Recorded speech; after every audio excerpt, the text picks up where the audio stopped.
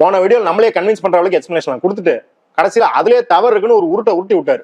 ஒருவேளை லெனினுக்கு பில்டப் ஏற்றதுக்காக முன்னாடி தலைமுறையில் இருக்கிற தலைவரை விமர்சிக்கிறாருன்னு நினைக்கிறேன். அப்படி எல்லாம் கிடையாது.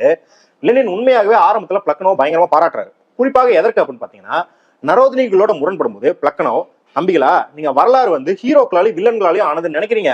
அப்படி தனி மனிதர்கள் வரலாற்றை மாற்றம் எல்லாம் கிடையாது, மக்கள் பேரியக்கமா கொண்டுதான் வரலாற்றை மாற்றுறாங்க அப்படின்னு சொல்றதும், புரட்சிக்கு பாட்டாளி வர்க்கம் தான் தலைமை ஏற்கும் அப்படின்னு சொல்றதும் ரஷ்ய அறிவுஜீவிகள் மத்தியில இல்லாத ஒரு சிந்தனை. அதை முதல்ல ரஷ்யாவுக்கு பிளக்கனோ தான் இன்ட்ரடியூஸ் பண்றாரு அப்படிங்கறத வெகுவாக பாராட்டுறாரு லெனின். அவ்வளவு பாராட்டும் போது ஏங்க முரண்? அப்படி என்ன சுட்டி காட்டுற அளவுக்கு முரண்? லெனினுக்கு பிளக்கனோட இருந்த முதல் பெரிய முரண் என்ன அப்படின்னா, பிளக்கனோ மிகச்சரியாக பாட்டாளி வர்க்கம் தான் புரட்சிக்கு தலைமை ஏற்கணும்னு சொல்லும் போதும் விவசாயிகளை ஒட்டுமொத்தமாக புறந்தளிட்டாரு. இன்னும் ஒரு படி மேல போய் புரட்சியில ஆளும் வர்க்கம் பாட்டாளி வர்க்கம் இது ரெண்டுக்கு தான் பங்கு இருக்கும் இல்லையா, மற்ற எந்த வர்க்கத்துக்கும் புரட்சிக்கு சம்பந்தமே கிடையாது அப்படின்னு சொல்லிட்டாரு.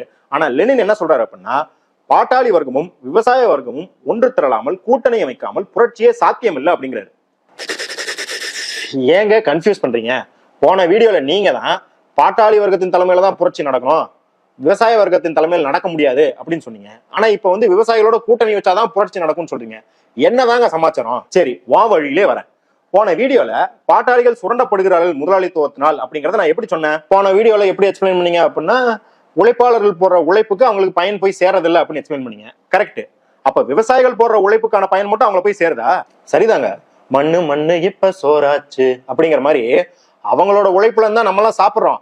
ஆனா அவங்களே சாப்பாட்டுக்கு வழி இல்லாம தான் இருக்கிறாங்க. ஆனா அப்படி இருக்கும்போது அவங்க எப்படி புரட்சியில பங்கு வகிக்க முடியும்? கரெக்ட்.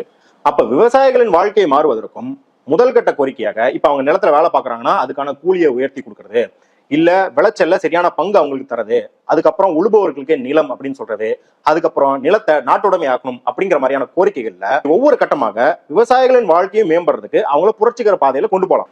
ஓ, பிடிச்சிட்டேன். உணவு உட இருப்பிடம் உழவனுக்கும் கிடைக்கணும், அதை அனுபவிச்ச மிச்சம்தான் ஆண்டவனுக்கு படைக்கணும் அப்படின்னு எங்க அண்ணா சொல்லியிருக்காரு. இதை கேட்டிருந்தும் எனக்கே இதை ஸ்ட்ரைக் ஆகாம போச்சு போன வீடியோல. அது இயல்புதான். ஏன்னா உனக்கு ஸ்ட்ரைக் ஆகாததுக்கு காரணம் நம்ம புரட்சியை எப்படி புரிஞ்சு வச்சுக்கிறோம் அப்படின்னா, ஏதோ மேல் தட்டுல ஒரு அரசியல்வாதிகள், அதாவது பணக்காரர்களும் முதலாளிகளும் பதவியில இருக்கிறாங்க, அவங்களை நீக்கிட்டு ஒரு 4 தொழிலாளர்களை போய் பதவியில உட்கார வச்சுட்டு அதுதான் புரட்சி நினைச்சுக்கிறோம். ஆனா புரட்சி அப்படிங்கிறது மேல் கட்டத்துல மாற்றம் மட்டும் கிடையாது, இங்க சமூகமே ஒட்டுமொத்தமா மாறுவதுதான் புரட்சி. அப்ப நீங்க ஒரு பெரிய பில்டிங்ல பிளம்பர் வேலை பாக்குறீங்க, இல்ல ஒரு புத்தகம் எழுதுறீங்க அப்படின்னு எந்த வேலை பார்த்துட்டு இருந்தாலும் உங்க வாழ்க்கையை அடுத்த கட்டத்துக்கு நகர்த்துறதுக்கு என்னென்ன நடவடிக்கை எல்லாம் மேற்கொள்ளணுமோ அதை செய்து உங்க சூழலையே புரட்சிகரமாக்குறது தான் ஒரு கம்யூனிஸ்ட் கட்சியின் வேலை. ஏங்க அப்படின்னா நான் கம்ப்யூட்டர் வேலை பாக்குறேன், எனக்கும் புரட்சியில பங்கு உண்டா? நீங்க கம்ப்யூட்டர் வேலை பார்த்தாலும் சரி, கவிதை எழுதுற வேலை பார்த்தாலும் சரி, நீங்க போடுற உழைப்புக்கான பலன் உங்களை சேர்றதுக்கு அடுத்த கட்டத்துக்கு நகர வைக்கிறது தான் புரட்சியே ஒழிய, எல்லாரும் செய்துக்கிட்டு இருக்க வேலையை அப்படியே போட்டுட்டு பாட்டாளிகளின் கோரிக்கையை நிறைவேற்றணும் அப்படிங்கிறது புரட்சி கிடையாது. அதனாலதான் லெனின் என்ன சொல்றாருன்னா, 80% மேல இருக்கிற விவசாயிகள் கூட்டணி இல்லாம புரட்சியே சாத்தியப்படாது அப்படின்னு சொல்றாரு. இன்னும் சொல்ல போனா 1890 அப்படிங்கறதுனால விவசாயிகள் பாட்டாளிகள் கூட்டணின்னு லெனின் சொல்றாரு. ஒருவேளை லெனின் இன்னைக்கு இருந்தா பாட்டாளிகள், விவசாயிகள், ஏன் உங்களை மாதிரி ஐடி சர்வீசஸ்ல வேலை பாக்குறவங்க, கிக் ஒர்க்கர்ஸ், அன்ஆர்கனைஸ்டு செக்டர்ல வேலை பாக்குறவங்க எல்லாத்தையும் சேர்த்து கூட்டணி அமைச்சுதான் புரட்சிக்கு நகர்த்தி கொண்டு போயிருப்பாரு. கேட்கவே செமையா இருக்குது. இந்நாள் வரைக்கும் புரட்சினா வேற யாரோ பண்ணுவாங்க, நம்ம சும்மா ஆதரவு தெரிவிக்கிறது மட்டும் தான் அப்படின்னு நினைச்சேன்.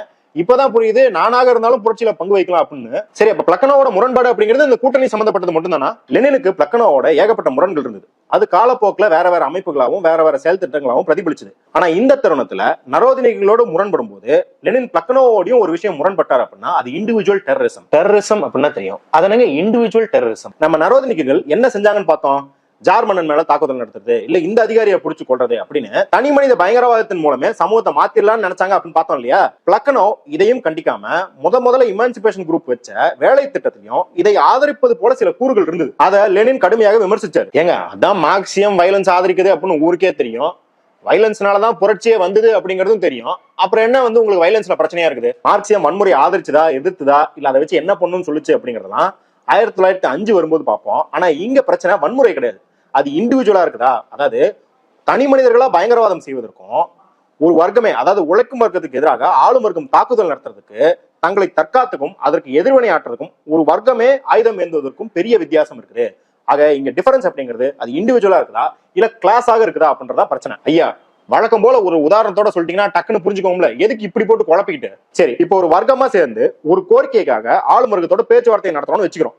அப்படி பேச்சுவார்த்தை நடத்திட்டு இருக்கும்போது யாராவது ஒருத்தர் இண்டிவிஜுவலா ஒரு பயங்கரவாதம் பண்ணிட்டா அந்த நடவடிக்கையை ஃபுல்லாவே அது நாசம் பண்ணிருமா பண்ணிடாதா? அதே போல ஆளும் வர்க்கத்தோட பயங்கரமா போர் வெடிச்சுக்கிட்டு இருக்கு. அப்ப ஏதாவது ஒரு இடத்துல இண்டிவிஜுவலா யாராவது போய் சமரசம் பண்ணிட்டா அதுவும் இதுல வந்து மண்ணவாரி போட்ட மாதிரி இருக்குமா இல்லையா? அப்ப ஒரு வர்க்கமா சேர்ந்து ஒரு நடவடிக்கையை முடிவெடுக்கிறதுக்கும் இண்டிவிஜுவலா அங்கங்க தனித்தனியா ஏதாவது பண்றதுக்கும் பெரிய வித்தியாசங்கள் இருக்கு. அது புரட்சிகர பாதையை தரம் பொருள வைக்கும் அப்படின்னு வந்து லெனின் சொல்றாரு. நீங்க சொல்றது நியாயம்தான். ஆனா தனி மனிதனாக பயங்கரவாதம் கிடையாது. தனி மனிதராக எந்த சமரசம் செஞ்சுக்கிட்டாலும் தப்பு தானே. அப்ப அதையும் சேர்த்து தானே கண்டிக்கணும். கண்டிப்பாக லெனின் தனி மனித பயங்கரவாதம் மட்டும் இல்ல, தனி மனித சமரசங்கள் எல்லாத்தையுமே விமர்சிச்சாரு. இன்னும் அடுத்தடுத்த கிளாஸ்ல லெனின் எதை துரோகம் எதை சந்தர்ப்பவாதம் அப்படின்லாம் விமர்சிச்சான்றத பார்ப்போம். ஆனா இங்க தனி மனித பயங்கரவாதத்தை குறிப்பாக விமர்சனம் செய்யறதுக்கு காரணம் என்ன அப்படின்னா, லக்னோ நரோதனிகள்கிட்ட ஹீரோக்கள் மீது நம்பிக்கை வைக்காதீங்க அப்படின்னு சொல்ற அதே நேரத்துல தனி மனித பயங்கரவாதத்தை ஆதரிக்கிறது அப்படிங்கிறது ஒரு பெரும் முரண். ஏன்னா தனி மனித பயங்கரவாதத்தில் ஈடுபடுவது மட்டும் இல்ல, அதுல நம்பிக்கை வைப்பதே இந்த மாதிரி ஹீரோக்களை உருவாக்குவதில் தான் கவனம் செலுத்தும். இது புரட்சிகர பாதையிலிருந்து மக்களை திசை திருப்பி விடும். அப்படிங்கறதுனாலதான் லெனின் இந்த தருணத்துல இதை அடிகோடிட்டு விமர்சிக்கிறார். ஓ, இப்ப நல்லாவே புரியுது. அதாவது அவங்களை எதிர்க்கிற அப்படின்ற போதிலும் அவங்கள மாதிரியே இவரும் நடந்துகிட்டு இருக்காரு. அப்ப அதுல இருந்து பிரிச்சு கொண்டு வந்தாதான் அடுத்த கட்டத்துக்கு நகர முடியும் அப்படின்னு லெனின் பேசியிருக்காரு. சூப்பருங்க. வழக்கமா நீங்க சொல்ற ரெண்டு விஷயத்த இன்னைக்கு நானே சொல்றேன். அடேங்கப்பா, அப்படின்னு ரெண்டு விஷயம். முதல் விஷயம், இப்ப எடுத்தோடனே புரட்சி அப்படிங்கிறதுக்கு போக முடியாது. அதுக்கு முன்னாடி பல கட்டத்துல விஷயங்களை புரிஞ்சுக்க வேண்டியிருக்கு அப்படிங்கிறது எனக்கு தெளிவா இருக்கு. பரவாயில்லையே, 4வது கிளாஸ்லயே ஞானம் பிறந்துச்சா? ரெண்டாவது விஷயம், மக்களே, மிச்சம் இருக்கும் கதைகளை அடுத்தடுத்த வீடியோல பார்ப்போம். நன்றி.